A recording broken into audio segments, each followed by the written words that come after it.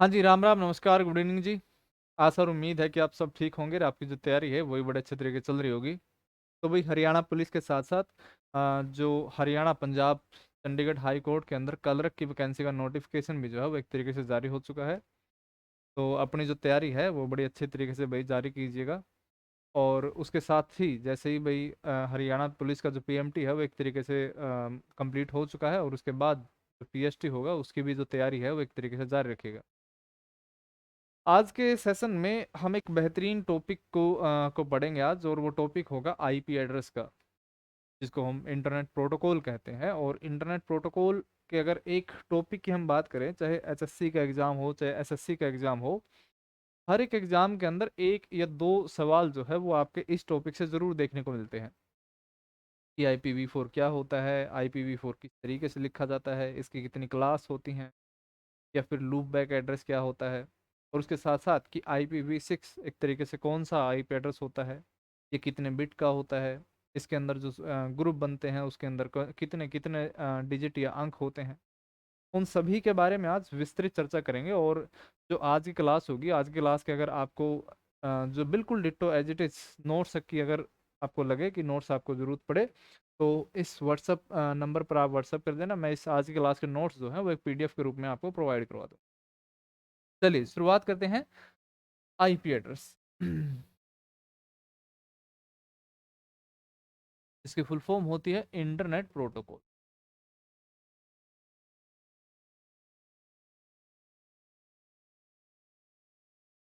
अगर इसकी एक बेसिक डेफिनेशन देखें कि भाई इंटरनेट प्रोटोकॉल होता क्या है, किस तरीके से प्रयोग किया जाता है और इसकी आवश्यकता ही क्यों पड़ती है,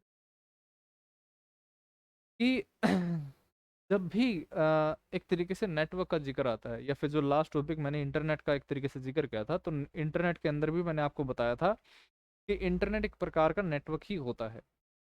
और नेटवर्क की एक बेसिक परिभाषा अगर हम देखें कि भाई जो कंप्यूटर के साथ आपस में कनेक्टेड डिवाइस होती हैं, चाहे वो प्रिंटर हो, चाहे वो एक तरीके से कंप्यूटर को क्या कर दिया जाए, अटैच कर दिया जाए, कि जब किसी एक कंप्यूटर से किसी अन्य कंप्यूटर या अन्य डिवाइस को जोड़ा जाता है, तो जो पूरा पूरा स्ट्रक्चर एक तरीके से तैयार होता है, इस पूरे स्ट्रक्चर को हम क्या बोलते हैं, इसको हम बोलते हैं नेटवर्क।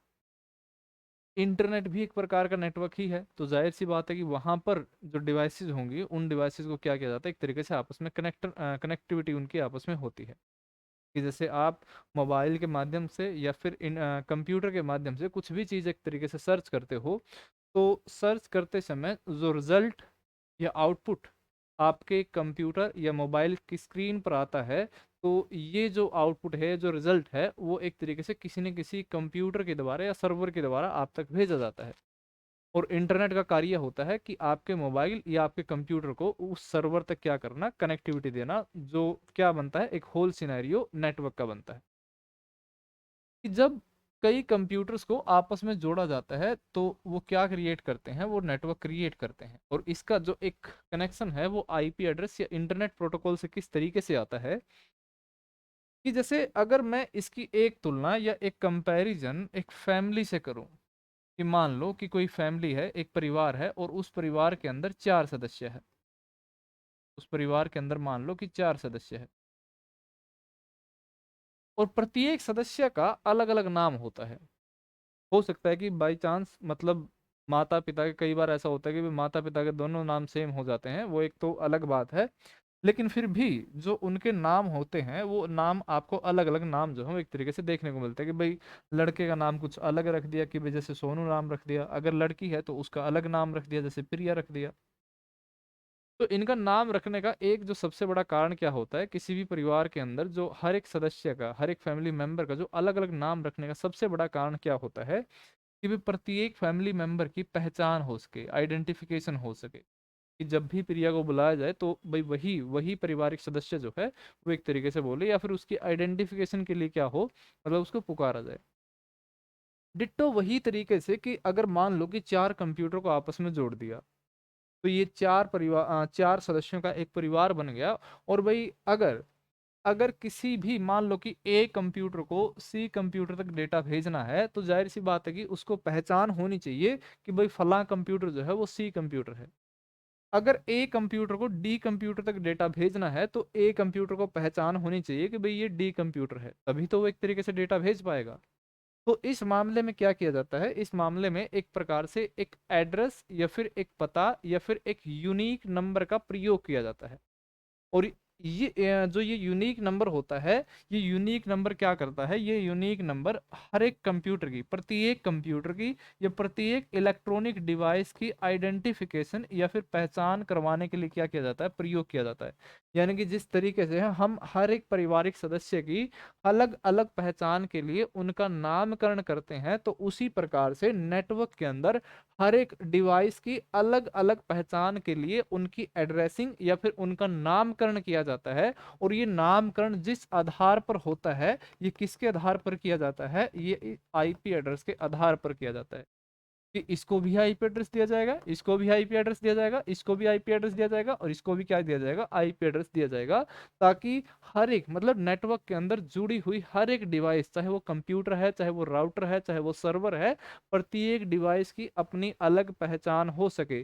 जब किसी एक कंप्यूटर को दूसरे कंप्यूटर तक डेटा भेजना पड़े, तो उसको ये पता हो कि भाई हाँ ये फला कंप्यूटर है, उसका आईपी एड्रेस ये है, उसके पास ये डेटा भेजा जा रहा है। यानी कि पहली चीज हमारी यहाँ पर क्या होती है कि आईपी एड्रेस को प्रयोग करने का सबसे बड़ा कारण क्या है कि नेटवर्क के अंदर जितनी भी जुड़ी हुई डिवाइसेज है, चाहे वो आपका कंप्यूटर है, चाहे वो आपकी कोई इलेक्ट्रॉनिक डिवाइस है, चाहे वो राउटर है, सर्वर है, प्रत्येक की अपनी अलग पहचान या आइडेंटिफिकेशन के लिए किसका प्रयोग किया जाता है, आईपी एड्रेस का प्रयोग किया जाता है।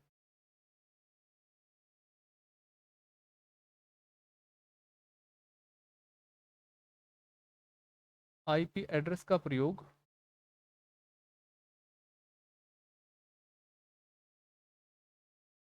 प्रयोग इंटरनेट या नेटवर्क में नेटवर्क में प्रत्येक डिवाइस, चाहे वो कंप्यूटर हो, चाहे वो राउटर हो, चाहे वो सर्वर हो, की अलग अलग पहचान या आइडेंटिफिकेशन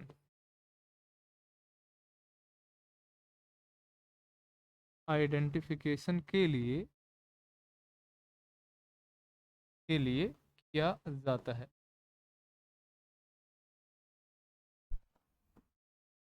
किया जाता है। ठीक है। और अगर इसकी शुरुआत की बात करें तो इसको बिल्कुल शुरुआत में आईपी एड्रेस का जो सबसे पहले प्रयोग किया गया था, वो आरपा नेट में प्रयोग किया गया था। आईपी एड्रेस का सर्वप्रथम प्रयोग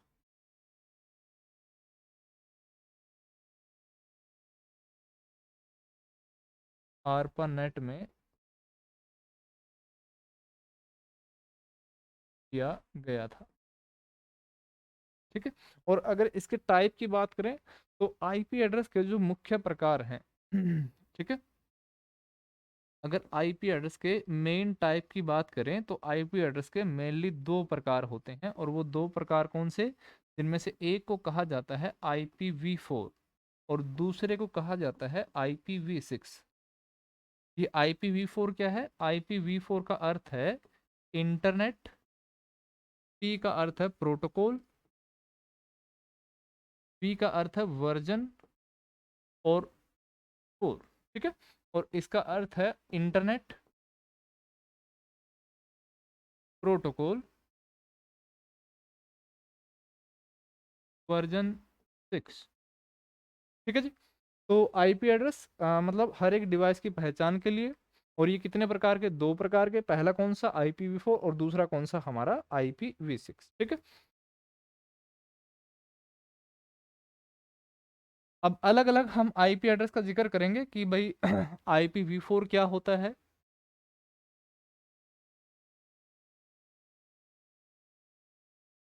IPv4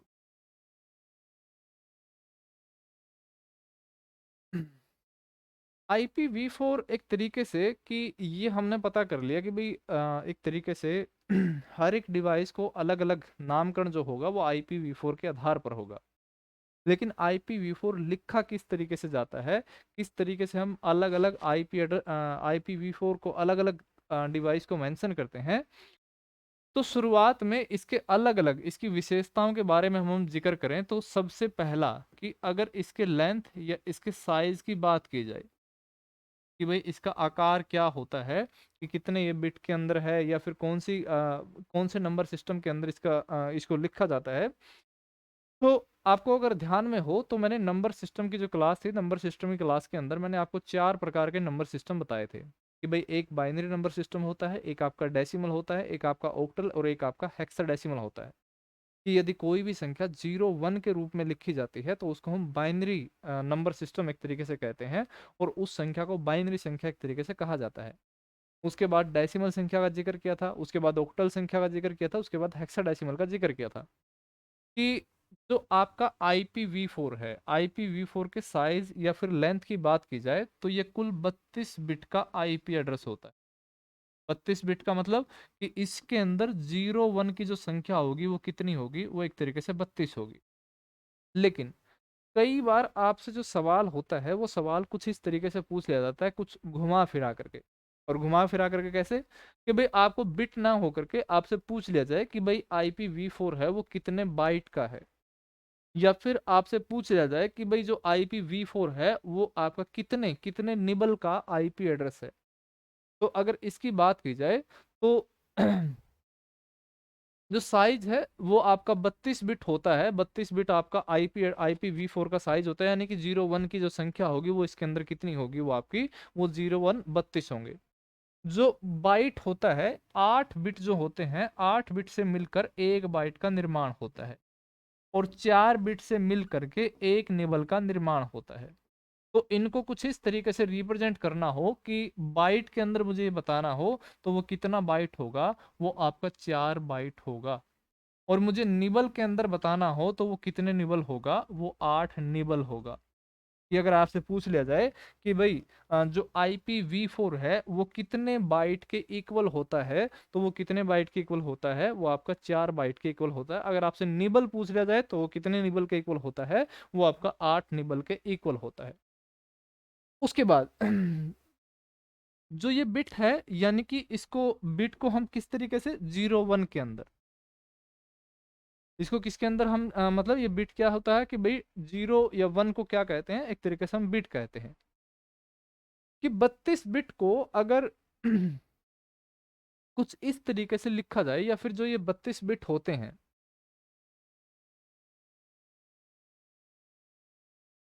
इनको एक साथ कभी भी नहीं लिखा जाता। कि जो ये 32 बिट हैं इनको कभी भी एक साथ नहीं लिखा जाता। इन 32 बिट को 4 बराबर हिस्सों में क्या कर दिया जाता है, डिवाइड कर दिया जाता है। और 4 बराबर हिस्से किस तरीके से, कि जो ये 32 बिट होंगे, इन 32 बिट को 4 बराबर हिस्सों में डिवाइड कर दिया जाता है। और प्रत्येक हिस्से में जो आपके बिट की संख्या होती है वो कितनी रखी जाती है, वो 8 बिट की संख्या जो है वो एक तरीके से रखी जाती है। कि जैसे 32 बिट है उसको 4 हिस्सों में डिवाइड कर दिया, और प्रत्येक हिस्से में प्रत्येक जो हिस्सा होगा, प्रत्येक हिस्से में आपके कितने बिट आ गए, प्रत्येक हिस्से में आ गए 8 बिट। और इसके टोटल बिट कितने बन गए फिर हमारे, कुछ इस तरीके से। यानी कि IPv4 32 बिट का, और फिर इसको 4 हिस्सों में डिवाइड कर देना। प्रत्येक हिस्से के अंदर कितने बिट होंगे, 8 बिट होंगे। 8 बिट 8 बिट 8 बिट और 8 बिट। और इस 8 बिट के समूह को एक नाम दिया जाता है, और इस 8 बिट के समूह को हम कहते हैं ऑक्टेट। इसको क्या कहा जाता है, इसको इंग्लिश में कहा जाता है ऑक्टेट, या फिर इसको हिंदी में इसको हम कहते हैं अष्टक। तो इस मामले में दूसरा सवाल एक और बनता है कि भाई IPv4 के अंदर कितने ऑक्टेट होते हैं। तो ऑक्टेट कितने, 1 2 3 और 4, यानी कि ऑक्टेट की संख्या कितनी आ गई, 4 आ गई। उसके बाद तीसरा सवाल एक और बनता है कि भाई एक ऑक्टेट के अंदर कितने बिट होते हैं। तो वो कितने बिट होते हैं भाई, वो आपके 8 बिट होते हैं। 8 बिट मतलब कि भाई जैसे जो 0 1 मतलब 1 0 ये कुछ जो इनकी संख्या होगी वो कितनी होगी, वो एक तरीके से 8 बिट होगी। ठीक है ना, ये कुछ इस प्रकार से, ये भी कुछ इस प्रकार से, और इसके अंदर भी कितनी संख्या होगी, ये भी इसके अंदर भी आपके क्या होंगे, आपके 8 बिट होंगे कुछ ये। ठीक है ना। उसके बाद जब इसको फाइनल तरीके से लिखा जाता है, कि जैसे मैं एक एग्जांपल का जिक्र करूं कि IPv4 का जो एक उदाहरण की बात की जाए, तो IPv4 आपका जो लिखने का तरीका होता है वो कुछ इस प्रकार का होता है कि जैसे ये 192.168.1.1 लिखा है, ये एक प्रकार का IPv4 एड्रेस है। ध्यान रखिएगा, हरियाणा पुलिस के अंदर एक सवाल पूछा गया था कि निम्न में से IPv4 लिखने का सही तरीका कौन सा है, तो उसके अंदर 4 ऑप्शन दे रखे थे। तो जो IPv4 लिखने का जो सही तरीका होता है वो क्या होता है, वो आपका 192.168.1.1 कुछ इस प्रकार से होता है।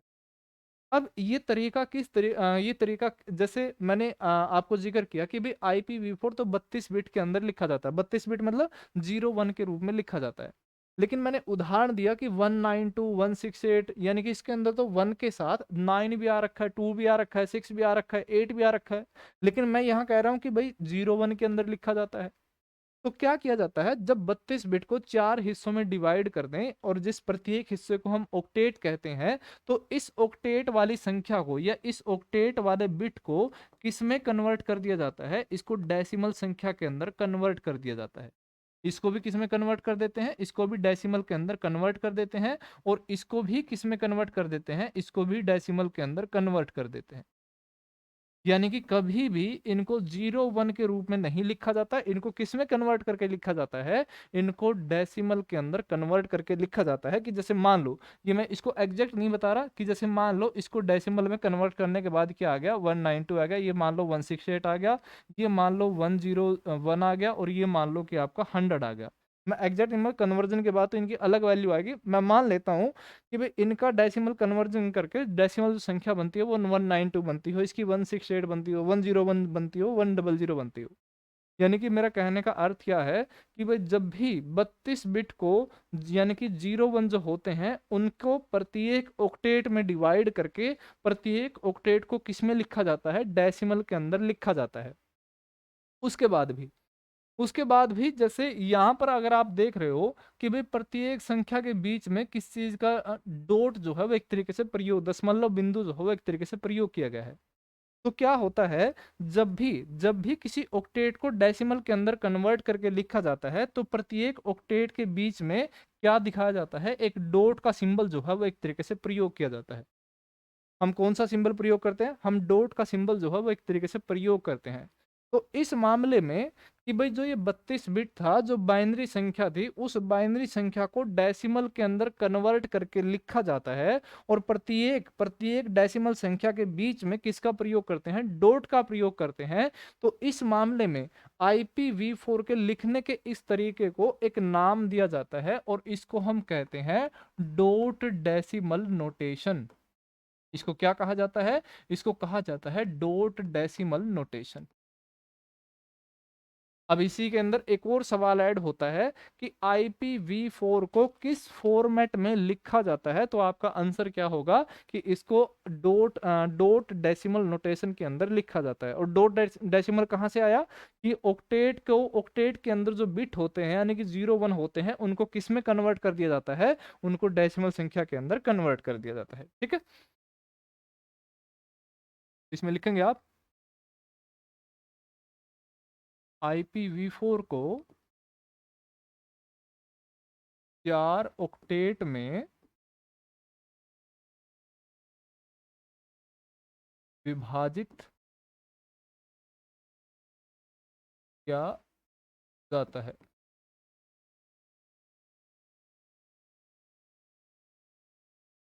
प्रत्येक प्रत्येक ऑक्टेट में 8 बिट होते हैं।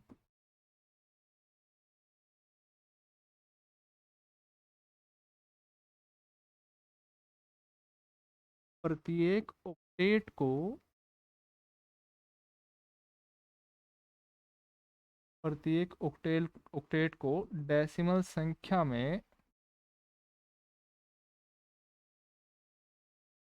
कन्वर्ट करके लिखा जाता है। ठीक है।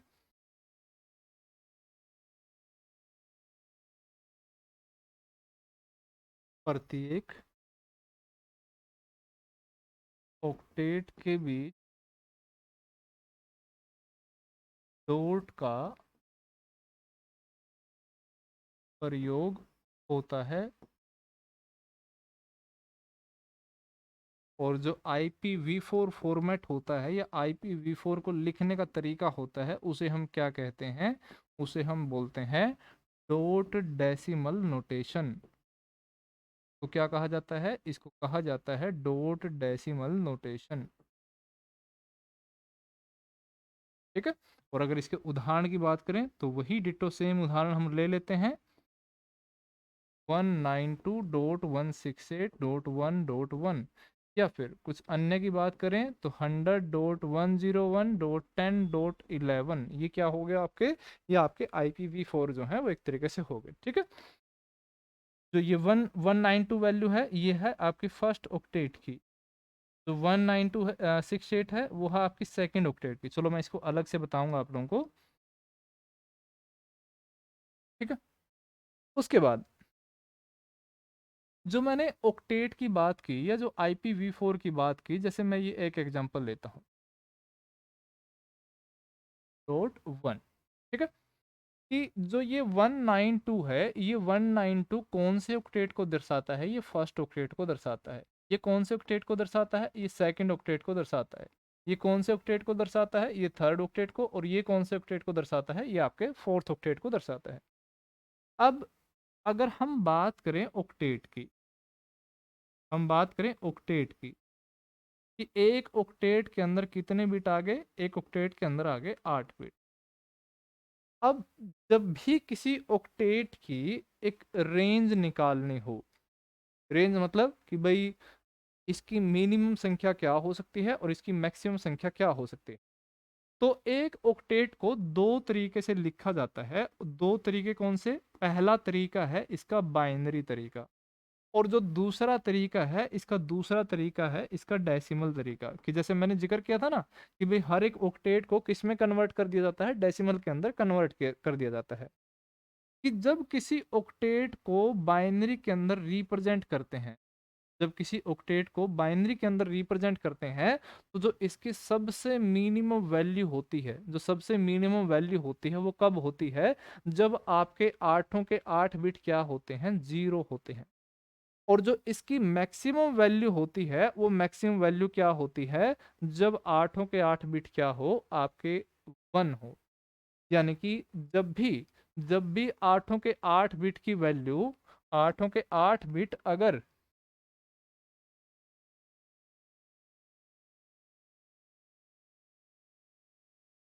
यदि आठों के 8 बिट अगर 00 होंगे तो वो उस ऑक्टेट की मिनिमम बाइनरी वैल्यू माना जाता है। और यदि यदि उस ऑक्टेट के जो बिट हैं वो आपके आठों के 8 1 हो, तो उस ऑक्टेट की जो एक तरीके से मैक्सिमम वैल्यू जो है वो एक तरीके से मानी जाती है। इसी प्रकार से जो डेसिमल को, कि जब ऑक्टेट के बाइनरी बिट हैं, यानी कि जो ये बाइनरी बिट है, इनको डेसिमल के अंदर जब कन्वर्ट किया जाता है, तो इसकी जो एक डेसिमल रेंज बनती है, वो डेसिमल रेंज कैसे बनती है? वो मिनिमम रेंज होती है 00, और जो मैक्सिमम रेंज होती है वो क्या होती है? ये 255 होती है। और ये कैसे आया? कि हमने सिर्फ और सिर्फ क्या किया? हमने बाइनरी को, इस मिनिमम बाइनरी वैल्यू को कन्वर्ट कर दिया तो इसका डेसिमल के अंदर, तो इसका फाइनल आंसर क्या आता है? 00 आता है।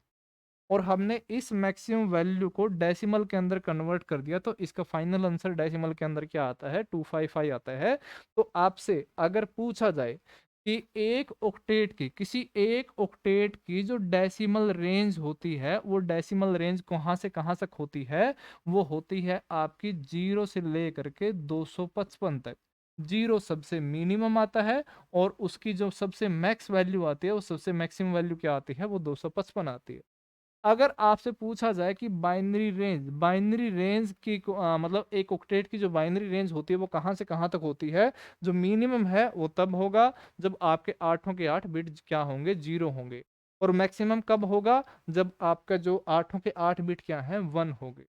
तो इस मामले में सवाल आपसे कुछ इस तरीके से भी पूछ लिया जाता है कि जब कि आपको चार ऑप्शन दे दिए जाएं, कि पहला ऑप्शन दे दे आपको 192.168.1.1, दूसरा ऑप्शन आपसे दे दिया जाए 192.256.0.1, और तीसरा ऑप्शन आपको दे दिया जाए 100.101.1.1, और चौथा ऑप्शन आपको दे दिया जाए 1.1.2.100, और आपसे ये कहा जाए कि भाई निम्न में से कौन सा IPv4 जो है वो सही तरीके से नहीं लिखा हुआ। तो क्या होगा कि भाई IPv4 लिखने का तरीका कौन सा, डॉट डेसिमल नोटेशन, यानी कि इनको डेसिमल संख्या के अंदर कन्वर्ट करके लिखा जाता है। अब जब आप डेसिमल रेंज एक तरीके से देखोगे कि किसी भी ऑक्टेट की जो संख्या है या डेसिमल जो रेंज है वो जीरो से लेकर के कहाँ तक हो सकती है, वो 255 यानी कि 255 तक हो सकती है। इस ऑक्टेट की संख्या देखोगे 192 है यानी कि 255 तक है। 168 255 से नीचे है। 1 यानी कि 255 से नीचे है। ये 1 255 से नीचे है। जैसे ही आप इसके ऊपर जाओगे तो फर्स्ट ऑक्टेट यानी कि 192, तो इसकी भाई ऑक्टेट की डेसिमल रेंज 0 से 255। दूसरी कौन सी, 256, यानी कि डेसिमल रेंज कहाँ से, 0 से लेकर के 255। तो ये एक तरीके से क्या है, आपका गलत तरीके से लिखा हुआ है, तो आपका जो सही आंसर होगा वो क्या हो जाएगा, वो कुछ इस तरीके से हो जाएगा। सवाल आपका किसी भी तरीके से पूछा जा सकता है कि भाई ऑक्टेट की रेंज के आधार पर हो, ऑक्टेट की संख्या के आधार पर हो, IPv4 लिखने के सही तरीके के आधार पर हो, किसी भी तरीके से जो है वो आपसे सवाल पूछा जा सकता है। उसके बाद उसके बाद अगर हम बात करें क्लासेस ऑफ IP एड्रेस,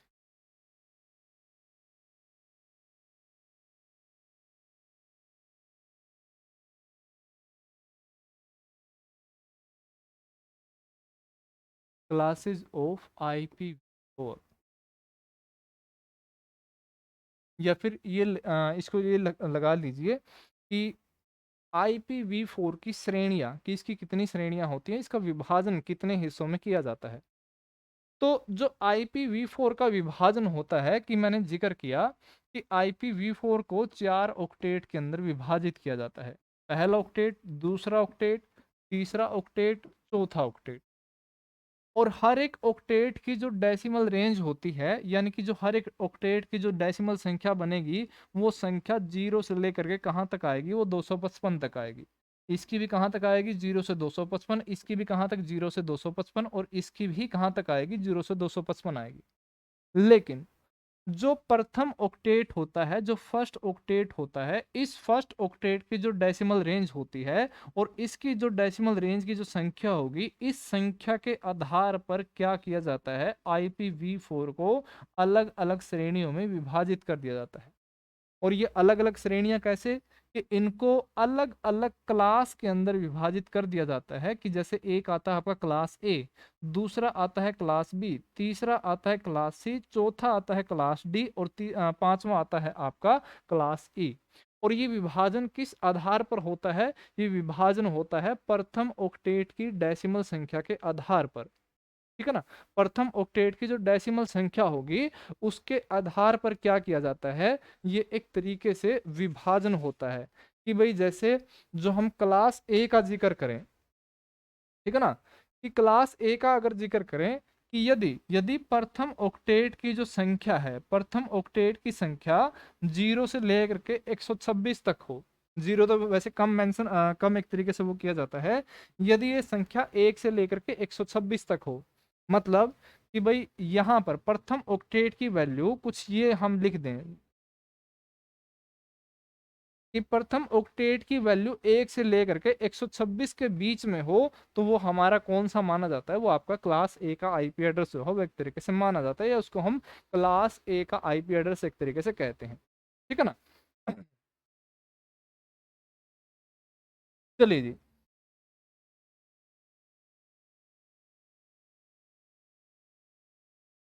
प्रथम ऑक्टेट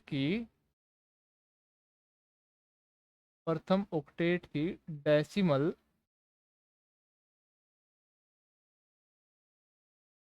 संख्या के आधार पर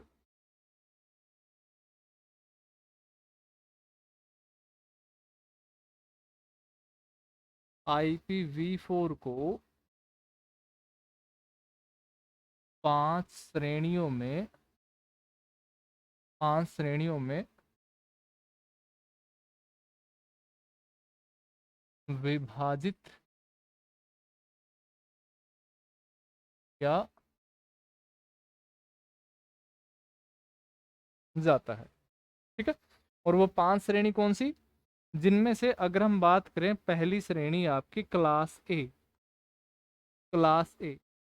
क्लास ए की अगर हम रेंज की बात करें, क्लास ए में जो प्रथम ऑक्टेट की जो रेंज होती है, जैसे मैंने जिक्र किया, प्रथम ऑक्टेट की रेंज कहाँ से लेकर कहाँ तक, यानी कि 1 से लेकर के 126 तक।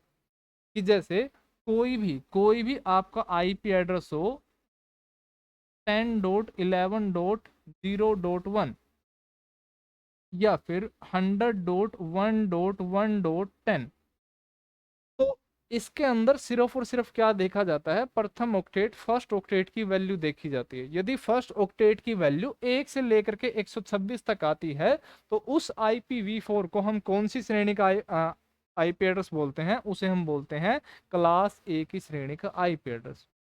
उसके बाद दूसरी जो श्रेणी आती है, या जो दूसरा विभाजन होता है, उसको हम कहते हैं क्लास बी। उसको क्या कहा जाता है, उसको कहा जाता है आपका क्लास बी। और क्लास बी की अगर रेंज की बात करें, तो जो इसकी रेंज है, क्लास बी की जो रेंज आती है, वो रेंज कहाँ से कहाँ तक आती है, वो 128 से लेकर के 191 तक आती है। और ये मैं कौन से की बात कर रहा हूँ, ये मैं सिर्फ और सिर्फ प्रथम ऑक्टेट, यानी कि सिर्फ और सिर्फ पहले ऑक्टेट की बात कर रहा हूँ, कि IPv4 का जो विभाजन होता है, वो पहले प्रथम ऑक्टेट की डेसिमल संख्या के आधार पर ही विभाजन होता है। ठीक है ना, जैसे 180.10.100.1, तो ये हमारा कौन सा आईपी एड्रेस हो जाएगा, ये हमारा क्लास बी का आईपी एड्रेस हो जाएगा। उसके बाद जो तीसरी विभाजन देखें, क्लास सी का आईपी एड्रेस, और क्लास सी के आईपी एड्रेस की जो रेंज होती है, वो रेंज कहाँ तक होती है, वो रेंज होती है 192 से 223। यदि यदि प्रथम ऑक्टेट की जो वैल्यू होगी वो इनके बीच की हो, तब उसको, वो जो आईपी एड्रेस होगा, उस आईपी एड्रेस को कौन सी श्रेणी का माना जाएगा, उसे माना जाएगा क्लास सी की श्रेणी का। ठीक है, उसके बाद अगर हम बात करें क्लास डी की अगर हम रेंज की बात करें, तो जो इसकी रेंज आती है वो रेंज आती है 224 से 239। यानी कि जो एक तरीके से जो संख्या होगी, कि अगर इनके बीच की संख्या हो, जैसे 230.192.168.1, यदि ये संख्या प्रथम ऑक्टेट की जो संख्या है वो इनके बीच में हो, यानी कि इस रेंज के बीच में हो, तो उसको कौन सी श्रेणी का कहा जाता है, उसको क्लास डी की श्रेणी का एक तरीके से आईपी एड्रेस कहा जाता है। लेकिन जो ये क्लास सी की डी की श्रेणी के आईपी एड्रेस होते हैं, इनको क्या किया जाता है, इनको मल्टीकास्टिंग के लिए रिजर्व किया जाता है। मल्टीकास्ट मतलब कि जब भी हम नेटवर्क के अंदर डेटा भेजते हैं, जब भी किसी एक डिवाइस से दूसरी डिवाइस तक डेटा भेजा जाता है, तो उसके 3 तरीके होते हैं। और 3 तरीके में जो पहला तरीका होता है, उसको हम कहते हैं यूनिकास्ट। यूनिकास्ट का अर्थ क्या होता है, कि जब कोई एक डिवाइस सिर्फ और सिर्फ दूसरी सिंगल डिवाइस तक डेटा भेजती है, तो डेटा भेजने का जो ये तरीका होगा, इसे कहा जाएगा यूनिकास्ट। उसके बाद एक जो तरीका होता है, उसको हम कहते हैं मल्टीकास्ट। और ये मल्टीकास्ट क्या होता है, मल्टीकास्ट होता है कि जब एक डिवाइस कई डिवाइसेस को, कि भाई 2 या 3 डिवाइसेस को अगर डेटा भेजती है, उसे हम कहते हैं मल्टीकास्ट। और जो तीसरा तरीका होता है, उसको कहा जाता है ब्रॉडकास्ट। ब्रॉडकास्ट मतलब कि भाई एक डिवाइस के द्वारा नेटवर्क में जुड़ी हुई प्रत्येक डिवाइस तक अगर डेटा भेज दिया जाए, तो उसको हम क्या बोलते हैं, उसको हम कहते हैं कि भाई डेटा का ब्रॉडकास्ट हो रहा है। तो जो क्लास डी आईपी एड्रेस होता है, उनको क्या किया जाता है, उनको रिजर्व करके रखा जाता है मल्टीकास्टिंग के लिए। उसके बाद जो क्लास सी की बात की जाए, क्लास ई की अगर हम बात करें तो क्लास ई की जो रेंज होती है, क्लास ई की जो रेंज होती है वो 240 से 255 जो है वो एक तरीके से रेंज होती है। ठीक है ना, कि जैसे मैं अगर यहाँ पर कुछ ऐसा लिखूं 245.100.12.18, तो ये मेरा कौन सी श्रेणी के अंदर आएगा? ये आएगा आपका क्लास ई की श्रेणी के अंदर। जो ये आईपी एड्रेस है वो आपका मतलब मेंशन किया जाएगा। ठीक है ना।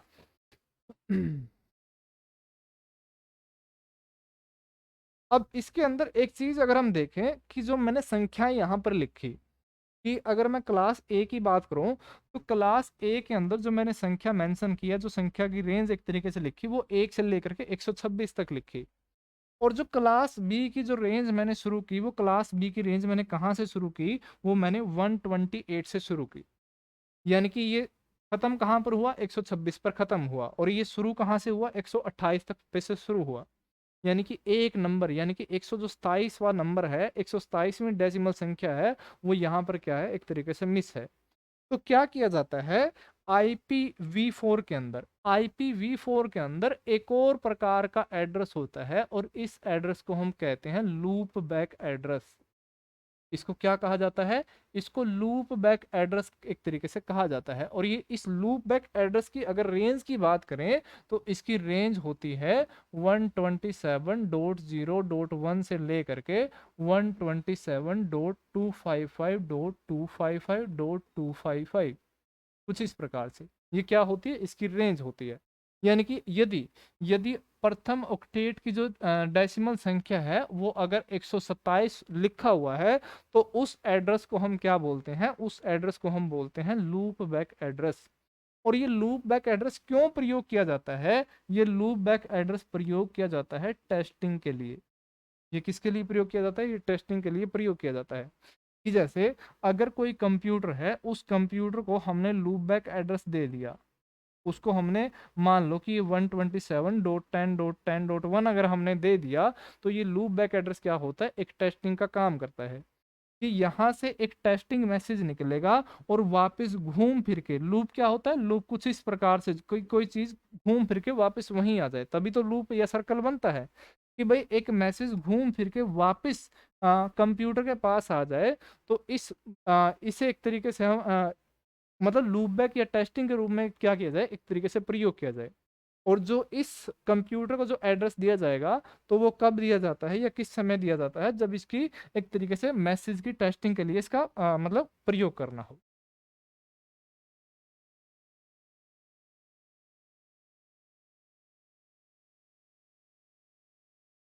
इस एड्रेस का प्रयोग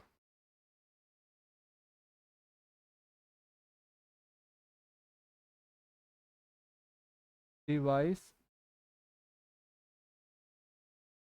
के लिए किया जाता है। ठीक है। अच्छा, इसके अंदर एक और बात,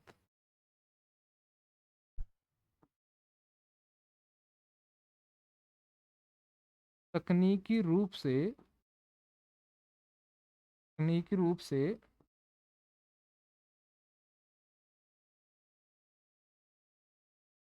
लूप बैक एड्रेस को लूप बैक एड्रेस को क्लास ए की श्रेणी में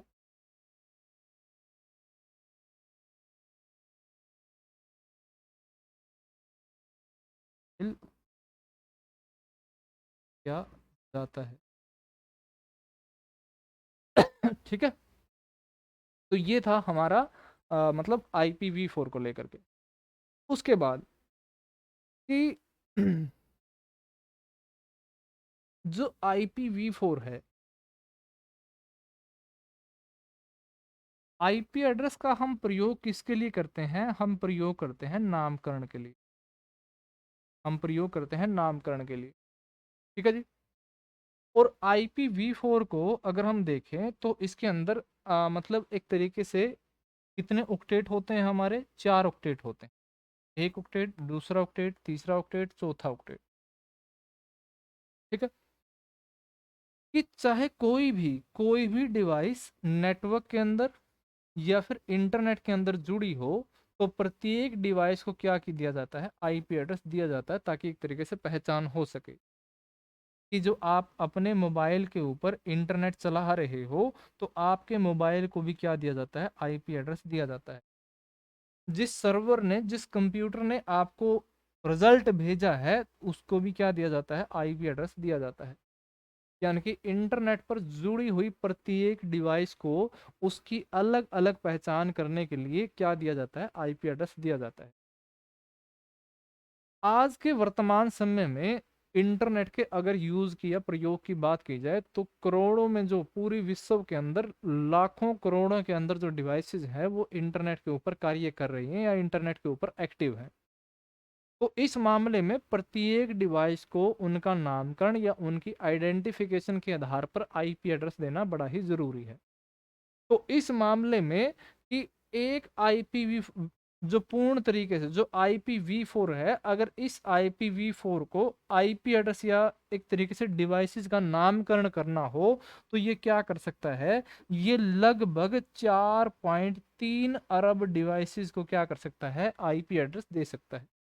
यानी कि हम IPv4 का प्रयोग करके इस पूरे विश्व भर के अंदर 4.3 अरब डिवाइसेस को हम एक तरीके से आईपी एड्रेस दे सकते हैं।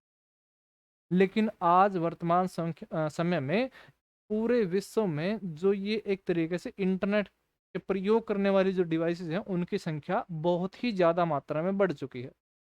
तो इस मामले में क्या किया गया कि जब जब इंटरनेट का विकास हुआ और आज वर्तमान समय में जब ये ऐसा लगने लगा कि भाई अब तो IPv4 से मतलब काम नहीं चलेगा, तो क्या किया गया, एक और आईपी एड्रेस जो था, एक और आईपी एड्रेस बनाया गया और उस आईपी एड्रेस को कहा गया IPv6।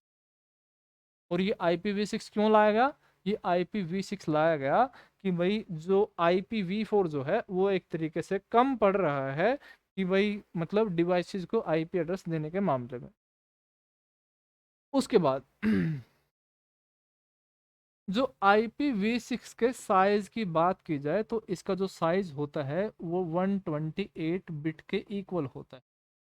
और अगर हम बात करें बाइट की, तो ये कितने बाइट के इक्वल होता है, ये आपका 16 बाइट के इक्वल होता है। चलो इसको ऊपर मैं लिख देता हूं ताकि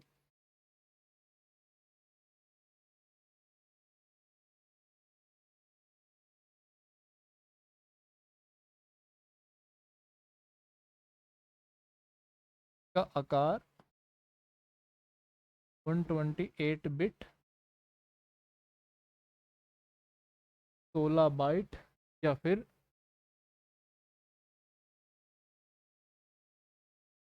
32 निबल होता है। ठीक है। उसके बाद जो 128 बिट हैं, जो हम 128 बिट का जिक्र करें,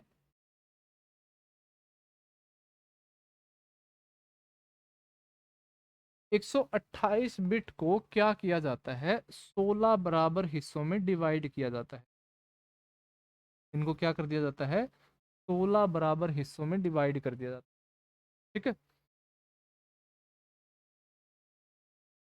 जैसे एक ये हिस्सा के अंदर कितने बिट आएंगे, 16 बिट आएंगे। दूसरा हिस्सा जिसके अंदर कितने बिट आएंगे, 16 बिट आएंगे।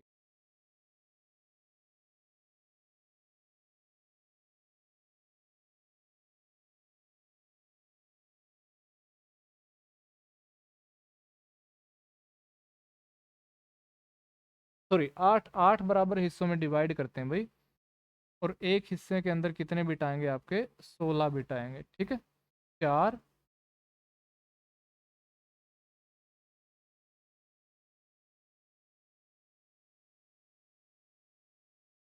पाँच,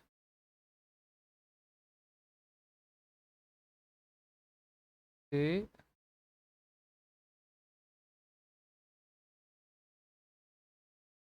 7 और 8।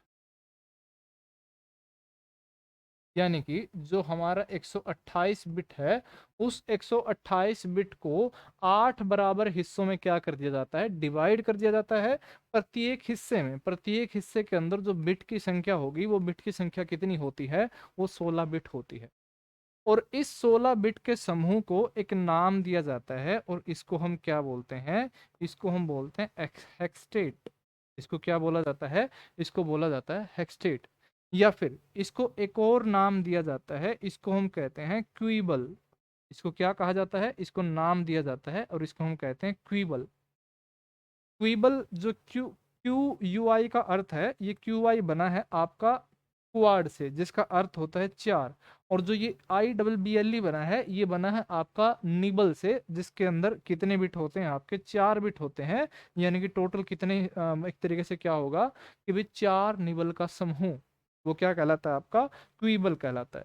खैर, मतलब कि भाई जो 128 बिट होंगे, 128 बिट को 8 बराबर हिस्सों में डिवाइड कर देना। प्रत्येक हिस्से में कितने बिट आएंगे, 16 बिट आएंगे। और 16 बिट के समूह को क्या बोलते हैं, हेक्सटेट बोलते हैं, या फिर इसको क्या कहा जाता है, इसको क्वीबल जो है वो एक तरीके से कहा जाता है।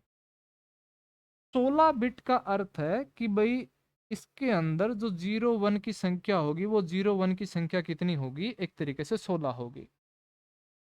लेकिन जो आपका ये 16 बिट है, इस 16 बिट को हेक्साडेसिमल संख्या के अंदर कन्वर्ट करके लिख दिया जाता है। अगर आपको ध्यान में हो, मैंने नंबर सिस्टम के अंदर जिक्र किया था हेक्साडेसिमल संख्या का, कि एक ऐसी संख्या जिसके अंदर अंक के साथ साथ अल्फाबेट भी प्रयोग किए जाते हैं। और उसके अंदर आपके कुल 16 डिजिट या 16 अंक होते हैं, 0 से लेकर के 9 तक। और उसके बाद A B C D E और F जो है वो एक तरीके से प्रयोग किए जाते हैं। तो उसी मामले में जो आपका ये प्रत्येक ग्रुप जो होता है, या प्रत्येक हेक्सटेट होता है, इस हेक्सटेट को किसके अंदर कन्वर्ट करके लिखा जाता है, इसको कन्वर्ट करके लिखा जाता है हेक्साडेसिमल वैल्यू के अंदर। तो किस में कन्वर्ट करते हैं, हेक्साडेसिमल के अंदर कन्वर्ट करते हैं। और अगर हम बात करें कि जो एक हेक्साडेसिमल वैल्यू होते हैं, या एक हेक्साडेसिमल अंक जो होता है, एक हेक्साडेसिमल अंक 4 बिट के इक्वल होता है। एक हेक्साडेसिमल कितने बिट के इक्वल होगा, 4 बिट के इक्वल होगा। और यहाँ पर कितने बिट हैं, 16 बिट हैं। तो 16 बिट से कितने अंकों का, कितने हेक्साडेसिमल अंकों का निर्माण होगा, वो 4 हेक्साडेसिमल अंकों का निर्माण होगा। तो क्या किया जाता है, इन 16 बिट या इन आठों के 8 समूह को जब हेक्साडेसिमल में कन्वर्ट कर दिया जाता है, तो आपके एक तरीके से 4 हेक्साडेसिमल जो है वो एक तरीके से बनते हैं। कि जैसे मैं एक मान करके चलता हूँ कि जैसे एक हेक्साडेसिमल कुछ इस प्रकार से आया, इसकी हेक्साडेसिमल वैल्यू कुछ इस प्रकार से आई, ये टोटल 0 0 था, इसकी वैल्यू कुछ इस प्रकार से आई, इसकी वैल्यू मान लो कुछ ये आई, इसकी वैल्यू मान लो कि A B 0 1 आ गई, इसकी मान लो CD 0 1 आ गई, इसकी मान लो A0 B 1 आ गई, और इसकी मान लो EF 0 1 जो है वो इसकी एक तरीके से संख्या आ गई। यानी कि इन 16 बिट को इसमें कन्वर्ट करके लिखा जाता है, इनको हेक्साडेसिमल संख्या के अंदर कन्वर्ट करके लिखा जाता है।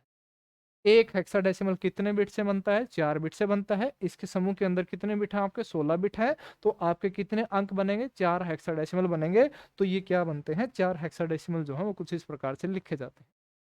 अब जैसे IPv4 के अंदर जो डेसिमल संख्या थी, उस डेसिमल संख्या को डॉट करके अलग लिखते थे।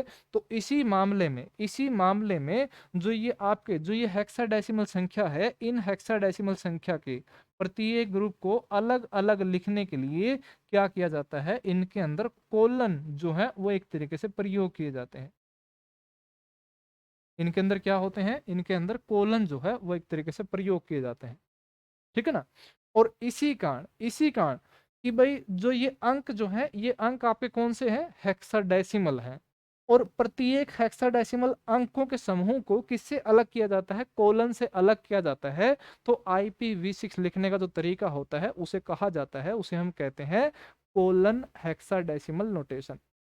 कि जैसे IPv4 co dot decimal notation या डॉटेड डेसिमल नोटेशन कहते हैं, तो उसी तरीके से इसको एक नाम दिया जाता है, और इसको हम कहते हैं आपका कोलन हेक्साडेसिमल नोटेशन। ठीक है।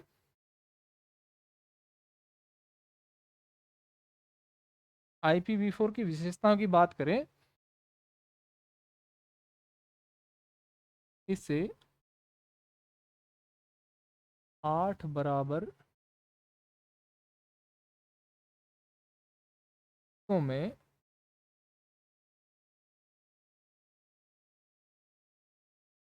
विभाजित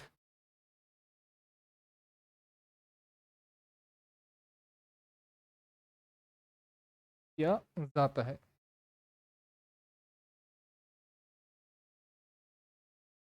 प्रत्येक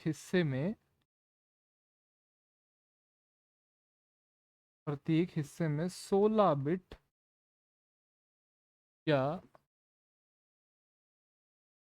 4 हेक्सा डेसिमल अंक होते हैं।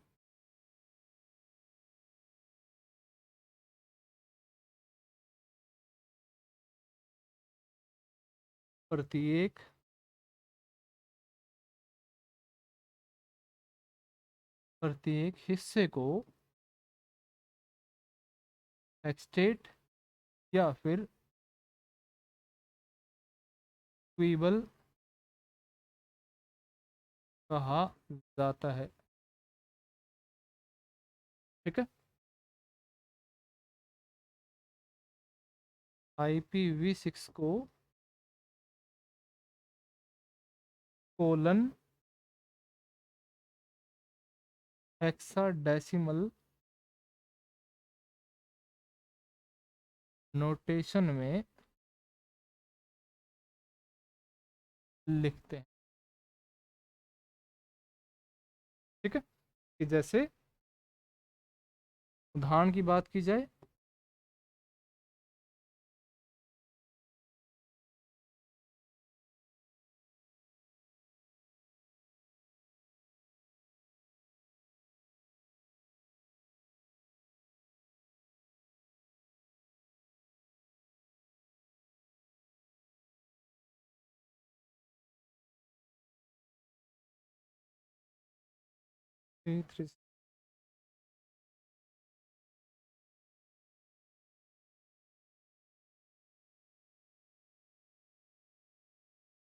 ठीक है।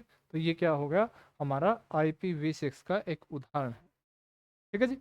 तो ये था आपका IPv4 और IPv6 से जो मतलब एक तरीके से जितनी भी जानकारी आपकी IPv6 IPv4 से जुड़ी हैं, तो उनको हम एक तरीके से जिक्र किया कि भाई IPv4 कितने ऑक्टेट होते हैं या फिर इसको लिखा किस तरीके से जाता है। ठीक है जी। तो आज के सेशन के लिए हम इतना ही रखते हैं। अगर इस क्लास की जो आपको PDF चाहिए, तो एक बार आप इस नंबर के ऊपर आप व्हाट्सअप कर देना, मैं आपको ये PDF जो है इस क्लास की डिट्टो एज इट इज आपको PDF जो है एक तरीके से सेंड कर दूँगा। चलिए जी, मुलाकात होगी आपकी अगली क्लास में एक बेहतरीन सेशन, एक बेहतरीन टॉपिक के साथ। तो तब तक के लिए सभी को नमस्कार, गुड नाइट, जय हिंद, जय भारत।